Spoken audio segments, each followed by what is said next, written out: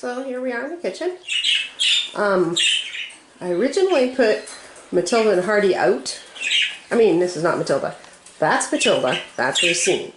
I put Racine and Hardy out because their chicks were ready to go it alone. But little one, their little Texas Clearbody girl, hurt her leg in some way or another. It started looking very depressed and sad. So it was time for the older chick to go out into a big flight. But this little one was clearly not ready, so I brought Mama back in. Because chicks will fail. They will fail to thrive if they are abandoned before they're ready. They'll fail to learn to fly. They'll lose kind of the will to live, if you will. So I put her Mama back in here, and Mama ignored her for a day, but she started working to follow her mother around. She would still sleep for extended periods in the bottom of the cage, but she's a lot younger than the other chick was too, by about 4 days, I think. And now she and her mother interact regularly, as you can see. And she's perking up, and I think her leg is feeling better, giving her less pain. And she's starting to follow Mom around the cage, climb up on things and things like that. So I think in another day or two she'll be fine. But note to breeders, if a chick is failing to thrive after you take the parents away, put Mom back in again, because the bond is still there even if they've been separated for a few days. And Mama ignored her for a day or two, but that's okay, because the chick will follow its parent around even if the parent is ignoring it. It gives the chick something to chase, you know, a will to live type of thing. This is Matilda and Izod, and their two chicks right there, who are bold little critters, climbing up here, looking out of the cage and everything. They aren't doing the big fear thing. This chick, the yellow-based normal, is Matilda and Izod's chick, and the other one is Gray and Cloudy's oldest chick. And they are the same age, but obviously Gray and Cloudy's chick, although developing normally, is a lot smaller. And that could just be because Gray and Cloudy are a lot smaller. Or it could be because it got a little bit of a slow start. But it's in good shape, and they are both wandering around the cage. See, this little guy's breast feathers are coming in, starting to obscure its down. And the other one's going to be right behind it. Always put a water dish down in the bottom of the cage so the chicks can learn to drink on their own, because those high-mounted see-through water dishes give chicks all kinds of problems, because they can see the fluid in them, they can see their parents drinking out of them, but they can't figure out how to get up on top of it.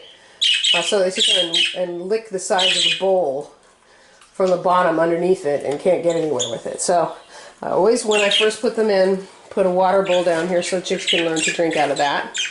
And of course lots of millet, because that's the best baby food. So these guys are fledging. They'll be in here for, they're 3.5 weeks old. They'll probably be in here until they're 5 weeks. Their parents will be in here with them for the entire first week.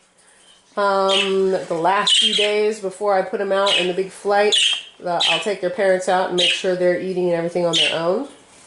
And that's all good and fine. Sky's oldest chick is also this same age, 25 days.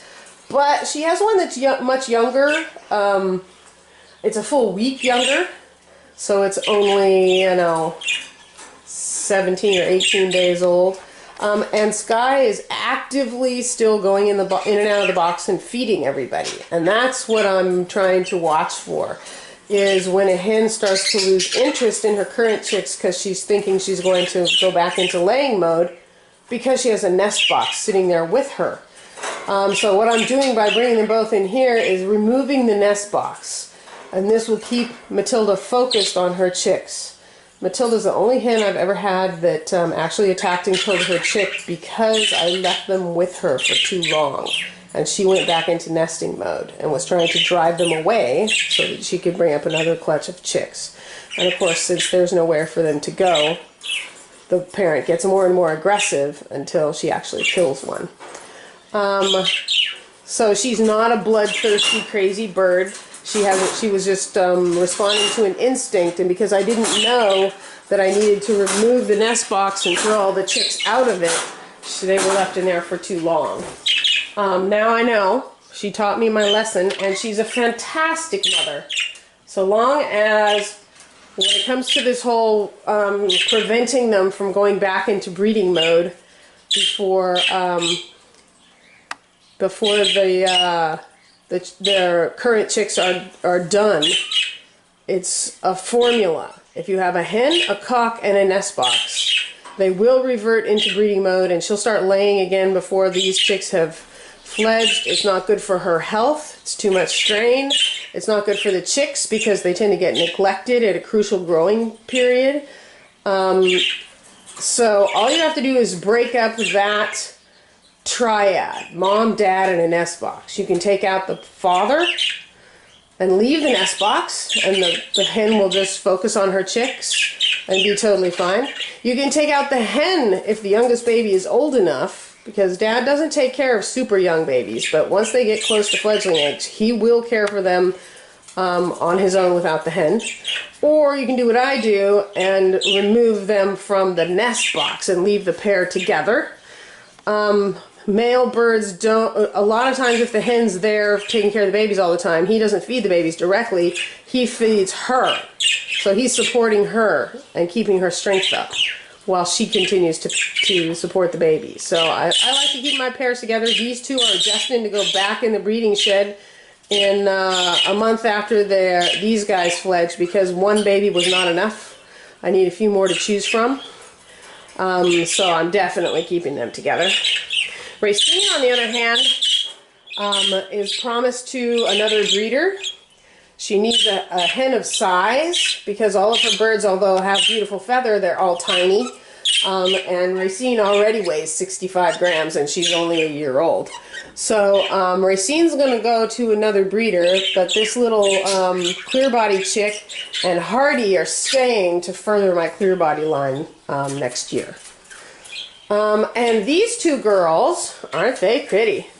These are, let me zoom in, my two recessive pied females. The gal that gave them to me said they were both 7 months old. I'm not buying. The one with the brown cere is in puberty. She's only about 4 months old.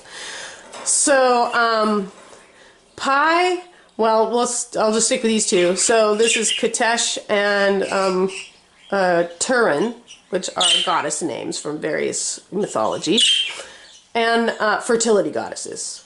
And Katesh is the one looking right at us with a clean cere. Turin is the one with a brown cere, but it's slowly changing. And Katesh is significantly larger than Turin, which is another reason why I know Turin's still a chick. Katesh is 7 months old. No, she's 8 months old now. She's been going through quarantining here for a while. And she'll go out in the breeder shed with, what's his name? I'm having a brain fade. She'll go out in the breeding shed with Racine's brother. Oh, Jones. She'll go out in the breeding shed with Jones. And Turin is earmarked for Aquinas. So I'm going to breed both of them, outbreed them, and then I'll have a bunch of split chicks that I can backbreed. Okay. And my other recessive pied is Pie, who's out in the cage right now. I had him out there with Breezy, but Breezy was just ignoring him. So I pulled him out, and I actually ended up giving him the little, these are the little parakeet hens that I picked up. I actually ended up giving him the yellow-faced one.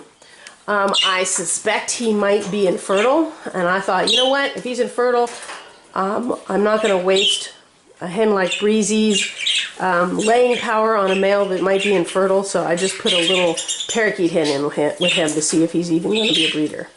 Okay, that's it.